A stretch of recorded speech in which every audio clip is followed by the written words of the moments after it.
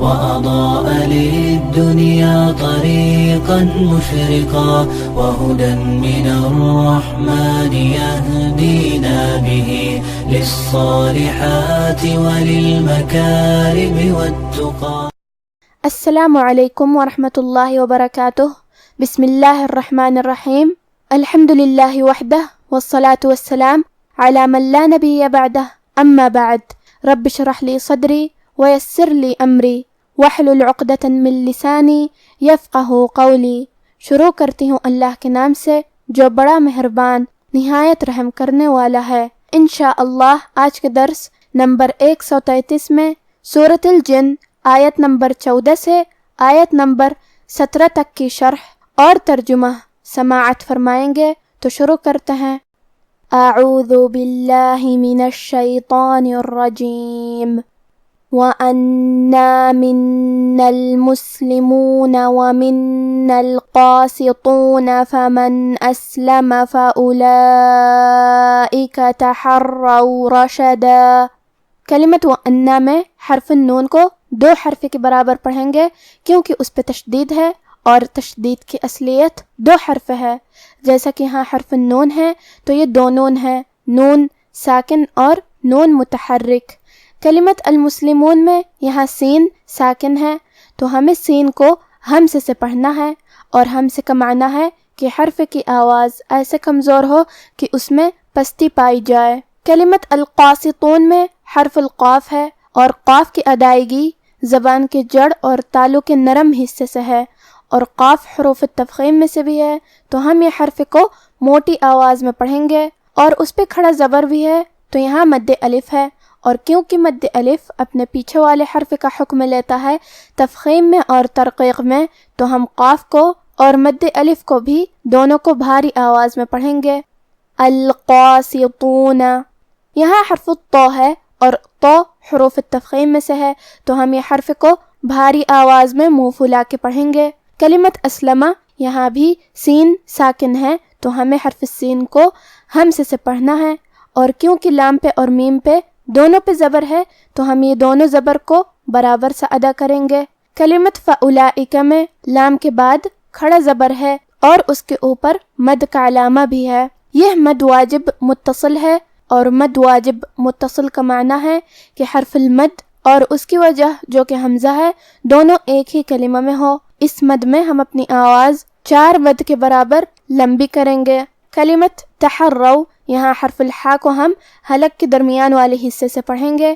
پھر حرف الرا پہ تشدید ہے تو ہمیں 2 حرف کے برابر را کو پڑھنا ہے، اور کیونکہ تشدید زبر کا ہے تو یہاں را کا حکم ہے تفخیم، لہذا ہمیں را کو موٹی آواز میں بھی پڑھنا ہے. کلمت رشدہ کے آخری میں دال پہ تنوین زبر ہے. اگر ہم یہ آیت کو اگلی آیت کے ساتھ ملا کے پڑھیں تو حرف الواو کلمت وَأَمَّا حروف الادغام بغنہ میں سے ہے، اور ادغام کا معنی ہے حرف کو حرف میں داخل کرنا، تو ہم یہ تنوین کو واو میں ملا کے غنہ اور تشدید کے ساتھ ادا کریں گے. رَشَدًا وَأَمَّا. اور ہم کلمت رشدہ پہ رکیں گے تو اس پہ مد الف سے رکیں گے. وَأَنَّا مِنَّا الْمُسْلِمُونَ وَمِنَّا الْقَاسِطُونَ فَمَنْ أَسْلَمَ فَأُولَئِكَ تَحَرَّوْا رَشَدًا. وَأَمَّا الْقَاسِطُونَ فَكَانُوا لِجَهَنَّمَ حَطَبًا. کلمت وَأَمَّا میں کیونکہ میم پہ تشدید ہے تو ہم 2 حرف کے برابر میم کو پڑھیں گے. کلمت القاسطون یہاں ہمیں حرف القاف کو اور اس کے بعد مد الف کو دونوں کو بھاری آواز میں پڑھنا ہے. کلمت لجہنم نون پہ تشدید ہے تو ہم 2 حرف کے برابر نون کو پڑھیں گے. کلمت حطبہ میں یہاں ہا پہ اور تو پہ دونوں پہ زبر ہے تو ہم یہ دونوں زبر کو برابر سے ادا کریں گے. آخری میں یہ کلمہ پہ رکیں گے تو اس پہ مد الف سے رکیں گے. وَأَمَّا الْقَاسِطُونَ فَكَانُوا لِجَهَنَّمَ حَطَبًا وَأَن لَّوْ اسْتَقَامُوا عَلَى الطَّرِيقَةِ لَأَسْقَيْنَاهُم مَّاءً غَدَقًا. کلمت وَأَن کے آخری میں یہاں نون ساکن ہے. پھر حرف اللام آتا ہے. کلمت لو لام حروف الادغام بغیر غنہ میں سے ہے تو ہمیں یہ نون کو لام میں ملا کے بغیر غنہ سے اور تشدید کے ساتھ یہ حکم کو ادا کرنا ہے۔ وَأَلَّوِ، کلمت لو کے آخری میں واو کے نیچے زیر ہے تو ہم زیر ظاہر کریں گے۔ کلمت استقامو کی شروعات میں الف ہے لیکن یہ حمزۃ وصل ہے تو ہم حمزہ کو ظاہر نہیں کریں گے، واو کے بعد حرف سین پڑھیں گے، اور جو کہ یہاں سین ساکن ہے تو ہم یہ حرف کو ہمزے سے پڑھیں گے۔ لو استقامو، یہاں حرف القاف ہے اور اس کے بعد مد الف ہے تو ہم یہ دونوں حرف کو بھاری آواز میں تفخیم سے ادا کریں گے۔ کلمت علا میں حرف العین کی ادائیگی حلق کے درمیان والے حصے سے ہے۔ کلمت الطریقہ، یہاں حرف الطو پہ تشدید ہے تو ہمیں دو حرف کے برابر طو کو پڑھنا ہے، اور یہ حرف کو ہم موٹی آواز میں بھی پڑھیں گے۔ پھر حرف الراء کے نیچے زیر ہے تو یہاں راء کا حکم ہے ترقیق، ہم راء کو پتلی آواز میں پڑھیں گے۔ کلمت لَأَسْقَيْنَاهُمْ، آخری میں میم ساکن ہے، پھر حرف المیم ہے کلمت ماءً، یہاں حکم ہے ادغام متماثلین صغیر تو ہم یہ میم کو دوسرے میم میں ملا کے ایک ہی میم غنہ اور تشدید کے ساتھ پڑھیں گے۔ لَأَسْقَيْنَاهُمْ مَاءً، کلمت ماءً میں یہاں مد الف ہے اور یہ بھی مد واجب متصل ہے، لہذا ہمیں اپنی آواز 4 مد کے برابر لمبی کرنا ہے۔ آخری میں حمزہ پہ تنوین زبر ہے۔ اس کے بعد حرف الغین آتا ہے کلمت غدقا، غین حروف الاظہار میں سے ہے اور اظہار کا معنی ہے ظاہر کرنا، اور کیونکہ تنوین کی اصلیت نون ساکن ہے تو ہم یہاں تنوین ظاہر کریں گے اور اسے نون ساکن پڑھیں گے اور بغیر غنہ سے یہ حکم کو ادا کریں گے۔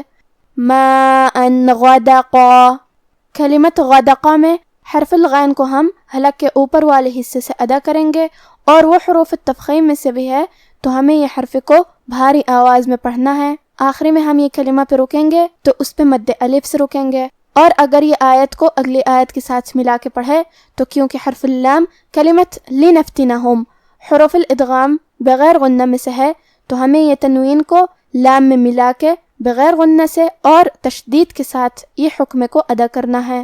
غدقا لنفتنہم، اور ہم کلمت غدقا پہ رکیں گے تو اس پہ مد الف سے رکیں گے۔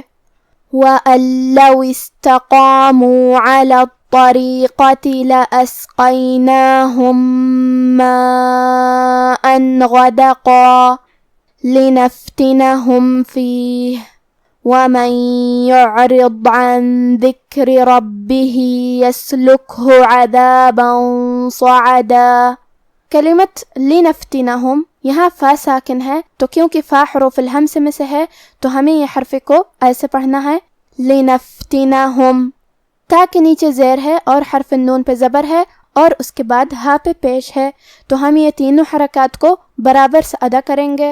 آخری میں یہاں میم ساکن ہے، یہاں میم کا حکم ہے اظہار شفوی تو ہم حرف المیم کو ظاہر کریں گے اور بغیر غنہ سے یہ حکم کو ادا کریں گے۔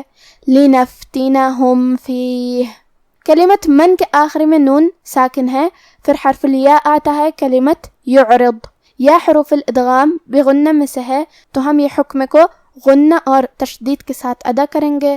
وَمَن يُعْرِض، کلمت یعرض میں یہاں حرف العین ہے اور اس پہ جزم ہے لہذا ہمیں عین کو ظاہر کرنا ہے۔